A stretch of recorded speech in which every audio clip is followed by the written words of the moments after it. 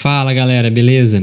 Continuando nossa aula aí sobre funções exponenciais, nós vamos dar continuidade para poder tentar cumprir esses três objetivos, que é analisar as funções exponenciais a partir de um fator multiplicativo, estudar também as aplicações dessa função, como o montante de uma dívida ou aplicação, em juros compostos, crescimento populacional, entre outros.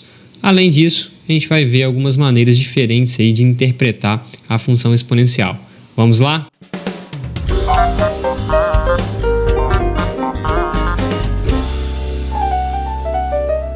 Bom, galera, na aula passada eu falei rapidamente sobre essa propriedade aqui. Quando eu tenho bases iguais e expoentes diferentes, eu posso igualar esses expoentes, desde que A seja maior que zero e diferente de 1. Então, a ideia das equações exponenciais são exatamente isso: transformar minha base, uma igualdade de bases, para que eu possa igualar os meus expoentes. Então, vamos ver mais alguns exercícios aí para a gente treinar essa propriedade.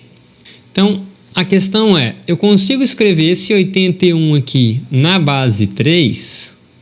Vamos fazer aqui para poder ver, 81 por 3, 27. 27 por 3, 9.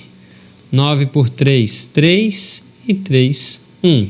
Ou seja, 3 elevado a 4. Então, eu posso reescrever isso aqui. Ficaria 3x mais 1 é igual a 3 elevado a 4. As bases são iguais. Então, eu posso igualar os meus expoentes. Então, eu posso igualar aí, x mais 1 é igual a 4. Ou seja, x ficaria 4 menos 1, x é igual a 3. Beleza? Bom, continuando aí e vendo um outro exemplo, seria esse daqui, Eu tenho meio elevado a x é igual a raiz quinta de 8. Eu consigo colocar tudo na mesma base? Vamos tentar colocar na base 2. Por exemplo, esse meio elevado a x, eu posso reescrever ele. Se eu inverter essa fração, eu tenho que colocar o quê? Um sinal de menos aqui em cima do meu expoente. Então, eu posso escrever aqui 2 elevado a menos x igual... E aí, o 8, a gente sabe que podemos colocar na base 2. Vai ficar 8 por 2, 4. 4 por 2, 2. E 2 por 2, 1, ou seja, é a mesma coisa que 2 ao cubo. Então, ficaria assim, raiz quinta de 2 ao cubo. Vamos por etapa. Então, ficaria 2 elevado a menos x é igual a... Como que eu escrevo isso daqui? Quando eu tenho uma raiz, geralmente ela vem aqui para baixo da fração, Então, eu tenho raiz quinta. Então, ficaria o 3 do meu 2 elevado a 3... dividido por esse 5 aqui, que é a raiz quinta. Então, eu tenho bases agora iguais, e eu posso dizer que menos x é igual a 3 sobre 5, ou seja, x é igual a menos 3 quintos. Ok? Então, a ideia é sempre tentar escrever aí as equações na mesma base. Outros exemplos. Vamos ver esse daqui, 7 elevado a x² mais 2x menos 3, ou seja, uma equação de segundo grau que a gente viu anteriormente, é igual a 1. Eu consigo escrever isso daqui na mesma base, na base 7? Consigo, porque eu sei que 7 elevado a 0 é 1. Então, eu posso trocar isso aqui. Eu posso colocar assim, 7x² mais 2x menos 3 é igual a 7 elevado a 0. Tenho as mesmas bases e agora basta eu igualar os meus expoentes. Então, aqui eu cheguei numa equação de segundo grau. E aí, para eu descobrir os valores de x, basta eu fazer Bhaskara, e descobrir o valor de x' e x2'. Então, vamos lá, fazer rapidamente aqui. Ficaria b² menos 4 vezes a vezes c. Então, eu tenho que o delta aqui ficaria 4 mais 12. O delta é 16. E aí, eu posso calcular o meu x. Ficaria menos 2, que é menos b, mais ou menos raiz quadrada de 16, tudo isso dividido por 2 vezes a. E aí o x' seria menos 2 mais 4 sobre 2, menos 2 mais 4, 2, dividido por 2, 1, e o x duas linhas seria menos 2 menos 4, dividido por 2. Ou seja, só apagar aqui rapidamente, ficaria menos 6 sobre 2, menos 3. Então, esses dois valores aqui é que satisfazem a nossa equação. E esse outro aqui, 25 elevado a x menos 1 é igual a 1 sobre 125. Conseguimos fazer também. Vamos colocar aqui, ó, 25 elevado a x menos 1. Esse 1 sobre 125 a gente consegue escrever na base 5. Então, vamos começar assim, ó, 125 por 5, ele vai dar 25. 25 por 5, ele dá 5. E 5 vai dar o nosso 1 aí, ou seja, 5 ao cubo é igual a 125. Então, eu posso escrever 1 sobre 5 ao cubo. E aqui eu já vou escrever também, ó, vai ficar 25 a mesma coisa que 5 ao quadrado. Uma outra propriedade que a gente pode fazer é o quê? É inverter essa fração. Mas aí eu tenho que trocar o sinal aqui do meu expoente. Fica negativo. Bom, 5 ao quadrado vezes x menos 1 é a mesma coisa que eu escrever assim, ó, 2 vezes x menos 1 elevado a 5 menos 3. Ou seja, eu tenho bases iguais, então eu posso igualar aí os meus expoentes. Então, aqui eu tenho 2x menos 2 é igual a menos 3. E aí, vamos ter 2x igual a menos 3 mais 2, que vai dar 1, menos 1, desculpa. E então, x é igual a menos meio.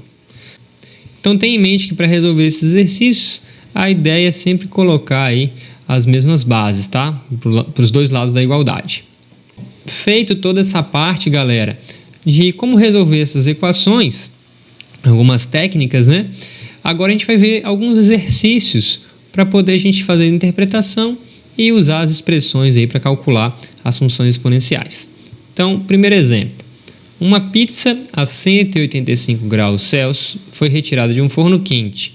Entretanto, somente quando a temperatura atingir 65 graus Celsius será possível segurar um de seus pedaços com as suas mãos, né? Sem se queimar. Suponha que a temperatura T da pizza em graus Celsius possa ser escrita de acordo com essa função aqui. T de T, né, é igual a 160 vezes 2 elevado a menos 0,8T mais 25. Qual o tempo necessário para que se possa segurar um pedaço de pizza com suas mãos, sem se queimar? Então, galera, a tática é o seguinte, ele falou que você consegue segurar a pizza quando ela estiver com a temperatura 65 graus. Então, a gente vai fazer isso aqui, ó, quando T maiúsculo aí for 65 graus, qual vai ser esse tempozinho? Então, a gente vai substituir esse T aí na função. Então, vai ficar 65 é igual a 160 vezes 2 elevado a menos 0,8T mais 25.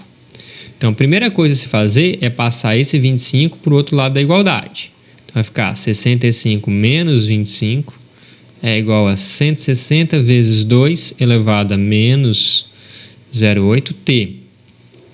65 menos 25, nós vamos ter aqui, 40. A gente repete a expressão, tá? E agora o que a gente faz? A gente pega esse 160 e passa ele dividindo. Então vai ficar 40 por 160 é igual a 2 elevado a menos 0,8T. Conseguimos simplificar aqui, né? Então vamos ter o quê? 1 sobre 4 é igual a 2 elevado a menos 0,8T. Como que a gente faz para poder resolver isso? A gente tem que colocar esse 1 sobre 4 na base 2. E a gente consegue. Porque 4 é a mesma coisa que 2 ao quadrado. E a gente sabe também inverter isso aqui. Ou seja, 2 elevado a menos 2 é igual a 2 elevado a menos 0,8t. Ou seja, eu posso igualar, eu posso dizer que menos 2 é igual a menos 0,8t. Agora eu faço o quê? Passo 0,8 dividindo, então vai ficar menos 2 dividido por menos 0,8. E isso aqui dá 2,5. 2,5 minutos é a nossa letra C. Próximo exercício, galera. Ele diz o seguinte: curva de aprendizagem é um conceito criado por psicólogos que constataram a relação existente entre a eficiência de um indivíduo e a quantidade de treinamento ou experiência possuída por este indivíduo. Ele diz que um exemplo da curva de aprendizagem é dado por essa expressão aqui, ó, Q de t igual a 700 menos 400 vezes E elevado a menos 0,5t. Esse Ezinho aqui é o número de Euler, que eu vou falar para vocês daqui a pouquinho. E T ele falou que é os meses e Q a quantidade de peças produzidas mensalmente aí por um funcionário. Então, de acordo com esta expressão, quantas peças um funcionário com 2 meses de experiência deverá produzir? E um funcionário sem qualquer experiência, quantas peças deverá produzir mensalmente? Compare esses dois resultados aí e vê o que há de relação entre eles. Então vamos lá. Para resolver essa expressão, basta a gente substituir aqui, ó, quando t for igual a 2, para resolver a letra A, quando t for igual a 2, vai ficar 700 menos 400 vezes E elevado a menos 0,5 vezes 2. E aí, eu vou ter 700 menos 400 vezes E elevado a menos 1, tá certo? Que de 2 vai ser igual a 700 vezes 400. Aqui eu posso inverter 1 sobre E, beleza? E aí vai ficar que de 2 vai ficar 700 menos 400 vezes 1 sobre 2,78 e assim vai. Então, quando a gente fizer essa continha, nós vamos ter o seguinte resultado: 552,84, aproximadamente aí 553 que ele consegue produzir, tá certo? E na letra B, ele falou assim, ó, quando t for 0, como que vai ficar? Isso aqui é a letra B, tá? 700 menos 400 vezes E elevado a menos 0,5 vezes 0. Ou seja, eu tenho que E elevado a 0. Qualquer número elevado a 0 dá quanto? Qualquer número elevado a 0 dá 1. Não foi isso que a gente viu? Então ficou 700 menos 400, igual a 300. Então, um funcionário sem qualquer experiência, ele produz menos. Então, ele falou assim, compare os dois resultados. Então, ele disse, galera, compare os dois resultados. Quando o funcionário não tem experiência, ele produz menos. E ao passar dos meses, ele vai conseguindo ter mais experiência e ele vai conseguir produzir mais, tá certo? E aí eu disse que ia falar um pouquinho sobre o número de Euler. O número de Euler, na verdade, galera, ele é uma constante positiva e um número irracional, conforme vocês estão vendo. Ele pode ser definido por uma função exponencial e também está relacionado aí à função logaritmo. Ele foi descoberto aí pelo Euler, na obra dele aqui, ó, Introdução, a análise aí de um número infinito. Lá na frente, quando eu vou falar de logaritmo, eu vou mostrar um pouquinho como que ele chegou rapidamente nesses valores, né, nesse resultado. Também pode ser encontrado esse número como número neperiano, tá certo? Então pode ter vários nomes, número de Neper, número de Euler, número neperiano. Bom, curiosidades aí sobre a história um pouquinho do número de Euler. Quem quiser se aprofundar ou ver um pouquinho mais, eu achei um vídeo no YouTube bem interessante falando sobre número de Euler. Então, galera, a gente pode definir ou pode caracterizar a nossa função exponencial dessa forma. f de x é igual a b vezes a elevado a x, conforme está definido aí no livro do Murolo, onde a tem que ser maior que 0 e diferente de 1, e b tem que ser diferente de 0.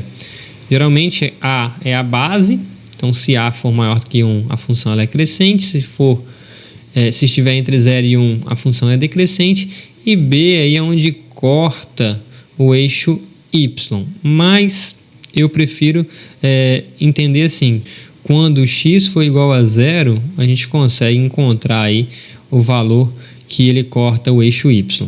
Basicamente fazendo assim, quando x for igual a 0, porque às vezes você não tem exatamente esse padrão aqui nas funções, tá certo? Vamos ver então um exemplo aí usando esses tipos de fatores ou esse fator multiplicativo, que é o termo b aí que a gente viu anteriormente. Pegar um exemplo de juros compostos. Suponha que uma pessoa tome emprestado uma quantia de R$10.000 e cujo montante da dívida seja corrigido a uma taxa de 5% que incide mês a mês sobre o montante anterior. Então, basicamente, é o seguinte, após um mês, ele vai pegar o valor inicial, que era de 10.000, e aplicar 5%. Então, a gente ficaria com 10.500. A ideia dos juros compostos é agora aplicar os 5% desse valor aqui, de 10.500. Então, ficaria o seguinte, ó, pegando o mês 2, vou pegar esse mês anterior, 10.500, e aplicar mais 5%, ficando com 11.025. Da mesma forma, para o mês 3, eu pego sempre o valor anterior, né, do mês anterior, e aí ficaria com 11.576,25. Então, se vocês perceberem, eu tenho aqui um fator multiplicativo, que é esse 1,05. Ele está aparecendo sempre nas minhas funções. Então, na verdade, é como se eu tivesse o seguinte, ó, eu tenho o meu montante 1, que é o meu capital, vezes esse fator multiplicativo para o mês 1. Ao passar do tempo para o mês 2, não é sempre em relação ao mês anterior. Então, se eu substituir essa expressão aqui, olha como que vai ficar. Vai ficar 10.000 vezes 1,05 vezes 1,05 de novo. Então, ele vai ficar ao quadrado. Para o mês 3, da mesma forma, eu vou pegar esse resultado aqui e vou colocar aqui. Então, vai ficar o seguinte, 10.000 vezes 1,05 ao quadrado vezes o fator multiplicativo. Então, fica 10.000 vezes 1,05 ao cubo. Então, a gente consegue ver uma relação aí, ó, que tempo ela é uma variável. E a gente tem uma relação, um contexto geral. Ficaria mx igual a 10.000 vezes 1,05 elevado a x. Ou seja, o caso genérico seria mx, que é o meu montante, é igual ao meu capital, vezes 1 mais a taxa, porque se vocês perceberem, esse 0,05 é o meu 5%. Então, 1 mais a taxa elevado a x. Esse aqui é um caso geral, a gente vai utilizar aí nos próximos exemplos também, tá? Então, pegando aí, substituindo o valor, ó, quando x for 0, 10, 20, 30, 40, 50, a gente consegue perceber que a relação aí do montante cresce muito rapidamente, ou seja, cresce exponencialmente. Consegue perceber aqui como que é a curva. Não é uma reta, tá certo? Tenham sempre em mente disso, não é uma reta, ela cresce mais rápido, tá? Similar ao exemplo discutido anteriormente, aqui a situação agora é aplicar 20.000 a um juros de 12% ao ano. Então, estão interessados em determinar o montante da aplicação ao longo do tempo e considerando que a taxa de juros incida sempre no montante do período anterior. Então, de modo análogo ao exemplo, a gente consegue determinar o nosso gráfico, né? Aí o nosso fator multiplicativo e a nossa função. Então, ficaria assim, galera, ó, eu tenho o meu caso geral, né? 1 mais i elevado a x. Então, eu sei que o meu capital aqui, ele é de 20.000. E eu sei que a taxa é de 12%. Então, eu já posso indicar aqui que o meu fator multiplicativo seria 1,12. Então, a minha expressão seria essa daqui. Se eu fosse construir uma tabela, por exemplo, Quando x for 0, qual o valor de m? Então, ó, se for 0, vai ficar 1.12 elevado a 0, que dá 1. Então, daria 20.000. Vamos pegar aqui, se x fosse 1, por exemplo. Então, ficaria 20.000 vezes 1.12. Daria 22.400. Vamos pegar mais um aqui, vamos pegar 10. Quando x for 10, vai ficar o quê? Aí só lembrar, vamos fazer aqui no cantinho. 20.000, 1.12 elevado a 10. Então, 1.12 elevado a 10 está dando, vou escrever aqui, tá? No cantinho. 3,105848. Se eu multiplicar isso por 20.000, eu tenho, vou até colocar aqui, ó, 62.117 aproximadamente, tá? Então, a gente consegue ver uma relação crescente. Se a gente for montar o nosso gráfico, ficaria basicamente assim. Bom, até agora a gente falou de capitalização, né? E na capitalização a gente sempre fez 1 mais a taxa. Mas se eu tiver depreciação, aí a história muda, vai ser 1 menos a taxa. Como é um conceito bem simples, vamos fazer um exemplo rapidamente. Então eu tenho aqui uma máquina e o valor dela é depreciado ao longo do tempo. O valor inicial dela é de 240 mil e é depreciada a 15% ao ano. Obtém então a função que representa esse valor. Então, se a gente fizer a mesma relação que antes, a gente vai conseguir perceber isso, ó. Valor inicial menos 15% do valor inicial. Então, está dando 204 mil. Da mesma forma, quando passa para o segundo ano, eu vou pegar o valor anterior, ok? E vou tirar os 15%. Então, é como se eu estivesse fazendo isso ao quadrado. Então, a gente consegue chegar nesse caso geral também, tá? Conseguimos construir a nossa função. Perceba que agora é 1 menos. Então, a base aqui ficou entre 0 e 1. Por isso que ela é decrescente, depreciando também. Beleza? Se a gente fosse traçar o gráfico dessa função, ficaria um gráfico decrescente dessa forma. Beleza, galera? Então, ficamos por aqui. Até a próxima.